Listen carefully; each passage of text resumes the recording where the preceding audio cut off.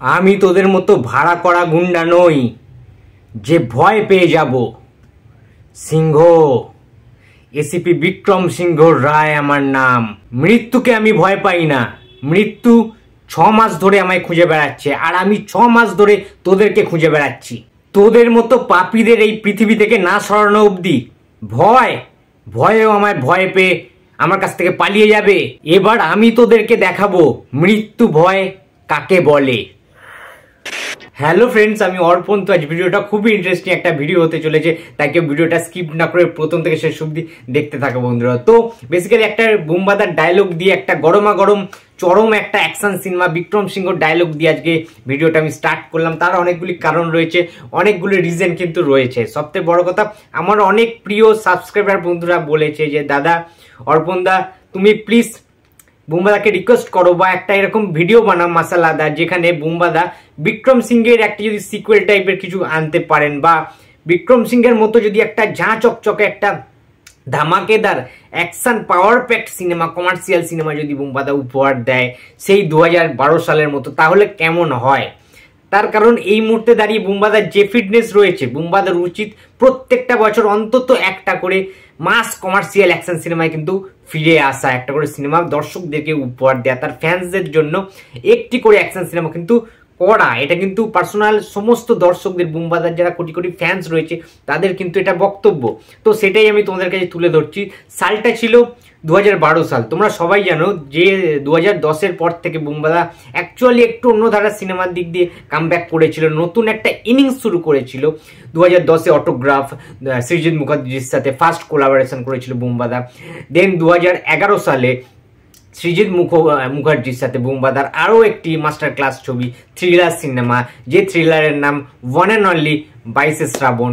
তো পরবর্তীকালে এই সমস্ত সিনেমাগুলো মানে দারুণভাবে কিন্তু ব্যবসা সফল সিনেমা হয় এবং বুম্বাদার টার্ন ওভার করে অন্য ধারার একটি সিনেমা, একটু যেটা আরবান ঘরানার সিনেমা। কিন্তু বুম্বাদা তার ফ্যান্সদের কথা ভেবে 2012 সালে এইরকম লেভেলের একটি cinema Vikram Singh the lion is back, নামটা তোমরা সবাই জানো, সিনেমাটা তোমরা সবাই দেখেছো, নামটা শুনলেই একটা শরীরে শিহরণ জেগে ওঠে। Vikram Singh the lion is back, তো নামটা একটা বড় নাম ছিল। এবং এই সিনেমাটা 2006 সালের তেলেগু সিনেমা বিক্রমার কুডু, এই সিনেমাটা কিন্তু রিমেক করা হয়, অর্থাৎ বিক্রমার কুডু সিনেমা থেকে ইন্সপায়ার্ড বা অনুপ্রাণিত বলা যেতে পারে, বেস্ট করা সিনেমা বিক্রম সিংহ। বাট তার সত্ত্বেও বিক্রম সিংহের যে ইম্প্যাক্টটা বুম্বাদা ফেলতে পেরেছিল অ্যাক্টিং এর ওপর দিয়ে, অ্যাকশনের ওপর দিয়ে, ফিটনেসের মধ্যে থেকে সমস্ত কিছু পুঙ্খানু, সেটা কিন্তু আমি বলবো আমার তরফ থেকে, এটা কে কি রিভিউ দেবে আমি জানি না, বাট আমার মনে হয় বিক্রমাকুডুর থেকেও বেস্ট লেগেছে আমার বিক্রম সিংহেতে বুম্বাদার পারফরমেন্স। ঠিক আছে, 2012 সালে বুম্বাদার যে ইম্প্যাক্টফুল পারফরমেন্সটা দিয়েছিল, যে এনার্জেটিক অ্যাকশন লেভেলে আমরা দেখতে পেয়েছিলাম, দুটি ক্যারেক্টারই বিক্রম সিংহতে বুম্বাদার তোমরা সবাই জানো দুটি ক্যারেক্টার রয়েছে। একটা গুপির চরিত্র, ঠিক আছে, যে চুরি করে বেড়ায়, বিভিন্ন একটা কমেডি টাইপের একটা মিস্ট্রি ক্যারেক্টার ছিল গুপি, অ্যান্ড আরেকটা যেটা ভয়ঙ্কর লেভেলের পুলিশ অফিসার এসিপি বিক্রম সিংহ রায় যে ক্যারেক্টারটা। সো একটা সেই রকম লেভেলের গল্প কিন্তু আর হয় না। রাজীব কুমার বিশ্বাস এই সিনেমার পরিচালক ছিলেন এবং এসকে মুভিজের ব্যানারে কিন্তু বিক্রম সিংহ মুভিটা এসেছিল। রিচা গঙ্গোপাধ্যায় এই ছবির নায়িকা ছিল, তোমরা সবাই জানো। এই ছবিতে যেমন রোম্যান্টিক গান ছিল, ঠিক আছে, একটা বিয়ের সং ছিল, খুব ভালো কুমার শানুর গান ছিল, এছাড়া একটা মানে লায়লাপ্পা টাইপের একটা গান ছিল, হই হুল্লোড় টাইপের একটা মানে ধামাকেদার মাচো একটা আইটেম সং ছিল, যেরকম মশালাদার আইটেম সং কিন্তু খুব একটা আজকালকার দিনে দেখা যায় না। তো লায়লা এলো লায়লা এলো, মানে এই গানটা ছিল, ঠিক আছে। না চাম্পা না চামেলি, আমি টক ইমলি ইমলি, আমি কলকাতার রসগোল্লা, আমি কলকাতার রসগোল্লা, লায়লা এলো লায়লা এলো লায়লা এলো লায়লা এলো, এরকম টাইপের ধামাকেদার কিন্তু মশলাদার আইটেম সংটা ছিল। তো দারুণ একটা সিটি মারা মুভমেন্ট ছিল, জামা খুলে সবাই উড়িয়েছিল বুম্বাদার, প্রচুর লাখো লাখো কোটি কোটি ফ্যান্সরা হলে চেয়ার ভেঙে গেছিল নাচতে গিয়ে এই সমস্ত গানে। তো সেই জামানাটা, সেই যুগটা আলাদাই ছিল। 2012 সালে কিন্তু বুম্বাদার একাধিক সিনেমা রিলিজ হয়েছিল। পরিচয় বলে একটি সিনেমা রিলিজ হয়েছিল তোমরা জানো। অপরাজিত তুমি বলে একটি সিনেমা রিলিজ করেছিল তোমরা জানো। অ্যান্ড আরেকটি সিনেমা রিলিজ করেছিল, সেটা হচ্ছে বলিউড মুভি, হিন্দি মুভি প্রসেনজিৎ চ্যাটার্জি, সেটা হচ্ছে সাংহাই। ইমরান আজমির সাথে প্রসেনজিৎ চট্টোপাধ্যায় একটি সিনেমা, অন্যরকম একটি সিনেমা কিন্তু রিলিজ করেছিল। এবং সেই 2012 সালে বিক্রম সিংহ কিন্তু রিলিজ হয় এবং মানুষ দাপিয়ে এনজয় করেছে। সিনেমাটা দারুণ সাকসেসফুল হয়েছে বক্স অফিসের দিক থেকে। বাট যেহেতু বিগ বাজেটের সিনেমা, আরও বেশি যদি বক্স অফিস কালেকশন করতো তাহলে কিন্তু আরও বেটার হতো, যেহেতু রিমেক সিনেমা। বাট বুমবাদার দ্বারাই সম্ভব যে কোনো রিমেক সিনেমাতেও ফাটিয়ে পারফরমেন্স করা, ফাটিয়ে অ্যাকশন করেছিল বুমবাদা বিক্রম সিংহ সিনেমাটা। এবং ওই যে গোফের যে স্টাইলটা, সিংহ এসিপি বিক্রম সিংহ রায় আমার নাম, ঠিক আছে, মানে ওই যে ডায়লগটা, মানে জাস্ট গুজবাম্পস দেওয়া ডায়লগ, মানে গায়ে কাঁটা দিচ্ছে এখনো বন্ধুরা, যে ওই রকম লেভেলের ভয়ঙ্কর একটা পুলিশ অফিসার। মানে বুমবাদা যদি আবার একটা পুলিশের চরিত্রে একটা নতুন সিনেমা বের করে না, হল জাস্ট কেঁপে যাবে, বাংলার হলে হলে জাস্ট আগুন জ্বলে যাবে, আগুন জ্বলে যাবে, এইটুখানি বলতে পারি। ফাটিয়ে এনজয় হবে বন্ধুরা, জাস্ট ফাটিয়ে এনজয় হবে। এবং সবচেয়ে বড় কথা, এইরকম সিনেমা না হয় না যেখানে ভিলেনেরও একটা বৃহৎ ভিলেন ছিল, তোমরা সবাই জানো। এই যে তোমরা দেখতে পাচ্ছ স্ক্রিনের মধ্যে, এই ভিলেন কিন্তু ছিল বিক্রম সিংহ সিনেমাটা। সুতরাং এইরকম শক্তিশালী ভিলেন কিন্তু আর দেখাও যায় না আজকালকার দিনের বেঙ্গলি সিনেমাতে, ঠিক আছে। সুপ্রিয় স্যার ছিলেন ভিলেন হিসাবে আরো একটি ভিলেন চরিত্রে। এবং ওভারঅল সমস্ত কিছু মিলিয়ে একটা রোমান্টিক সংটাও কিন্তু দারুণ লেগেছিল বুমবাদাকে, ঠিক আছে। গুটি গুটি পায়ে স্বপ্ন হেঁটে যায়, অজানা কোন পথে, না জানা কে যায়, স্বপ্ন ভুলে যায় নিজের কাছে। অসাধারণ একটা রোমান্টিক সংও কিন্তু ছিল। এবং আরেকটা বিয়ের সং ছিল, যেটা 1 2 3 না 4 5 6 না 7 পাকে পড়বি বাঁধা, ও 1 2 3 না 4 5 6 না 7 পাকে পড়বি বাঁধা।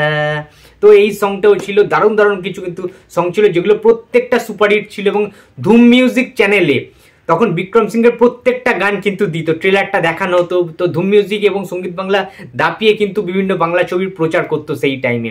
দারুণ দারুণ প্রোগ্রাম হতো, রিয়েলিটি শো হতো। যেমন সঙ্গীত বাংলায় যেমন হাওড়া ব্রিজ হতো, মোনালিসা যেটা করতো, তেমন কিন্তু ধুম মিউজিকেও কিন্তু অনেক ভালো ভালো যারা অ্যাঙ্কার ছিলেন ধুম মিউজিকেও কিন্তু তারা করতো, ভালো ভালো গান শোনাতো। আমরা সবাই চিঠি পাঠাতাম ছোটবেলায়, তো SMS এর মাধ্যমে পাঠানো হতো। তো অসাধারণ একটা এরা ছিল সেই টাইমটা, 2010-12, ঠিক আছে, এই টাইমটাতে। তো বন্ধুরা, বিক্রম সিংহের মতো চরিত্রে বুমবাদার ফিরে আসাটা খুব জরুরি। এবং যদি ফেরেন বুমবাদার, রাজীবের মতো মানে যারা পরিচালক রয়েছে তারাই কিন্তু ফেরাতে পারেন। MN রাজের মতো পরিচালকরা, রাজ চক্রবর্তীর মতো পরিচালকরা, কিংবা হরনাথ চক্রবর্তীর মতো পরিচালকরা কিন্তু ফেরাতে পারেন বুমবাদাকে এইরকম সিনেমায়। সুতরাং আমি মনে প্রাণে চাই এই টাইমে এই যে এজটা রয়েছে বুমবাদার, বা এই যে সময়টা যাচ্ছে, সেই সময়ের প্রেক্ষিতে সৃজিত মুখার্জি, জাতীয় পুরস্কারপ্রাপ্ত পরিচালক সৃজিত মুখার্জি যদি বিক্রমের মতো কোনো সিনেমা করেন, বানান, এবং বুমবাদাকে কাস্টিং করেন মেন লিড ক্যারেক্টারে, হলে আগুন জ্বলে যাবে এবং বক্স অফিস স্ক্র্যাচ করে যাবে, এইটুকুনি তোমাদের বলতে পারি বন্ধুরা। Just wait and see. আমার মন বলছে যে খুব শীঘ্রই কিন্তু বুমবাদা এইরকম একটা দাপুটে পুলিশ অফিসারের চরিত্রে ফাটানো অ্যাকশন কমার্শিয়াল মাস সিনেমায় কিন্তু বুমবাদা কামব্যাক করতে চলেছেন খুব শীঘ্রই, 2025 সালে হয়তো। এবং যদি সত্যি প্রসেনজিৎ চ্যাটার্জি 2025 সালে মাস কমার্শিয়াল অ্যাকশন সিনেমায় কামব্যাক করে, আমি চাই বিক্রম সিংহের মতো এইরকম একটা গান থাকুক। কোন গানটা বলো তো, তোমরা নিশ্চয়ই বুঝতে পেরে গেছো।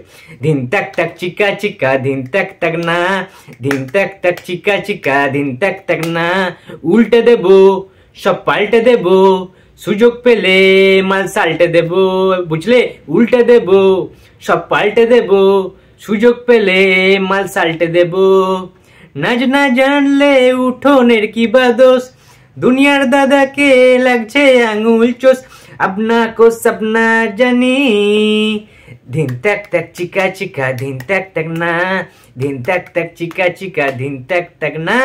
এইরকম বাপ্পি লাহিড়ী টাইপের গান যদি থাকে তাহলে তো জাস্ট জমে ক্ষীর হয়ে যাবে। যদিও বাপ্পি লাহিড়ী আর আমাদের মধ্যে নেই এই টাইমে, বাট হ্যাঁ, ওই রকম কম্পোজ করা গান, ওই রকম লেভেলের, মানে সত্যি কথা বলতে আমরা মিস করি বর্তমান যুগে, ঠিক আছে। সো এইরকম একটা গান যে কেউ, জিৎ গাঙ্গুলি হলেও কিন্তু গাওয়াটা উচিত। এ কেওড়া যে এরকম গান ছিল রিফিউজিতে, যে সিনেমাটার কম্পোজ করেছিল, গানটা গেয়েছিল ইনফ্যাক্ট অমিত কুমার, কিশোর কুমারের ছেলে। তো এরকম গানের কিন্তু দরকার রয়েছে, প্রয়োজন রয়েছে। তো বন্ধুরা, এই ছিল আজকে আমার ভিডিও। তো ভিডিওটি যদি ভালো লাগে তো please like, comment and share করতে ভুলো না। যদি চ্যানেলে নতুন হয়ে থাকো তো প্লিজ সাবস্ক্রাইব করে দিও। তো দেখা হচ্ছে আবার পরের ভিডিওতে। তো টাটা।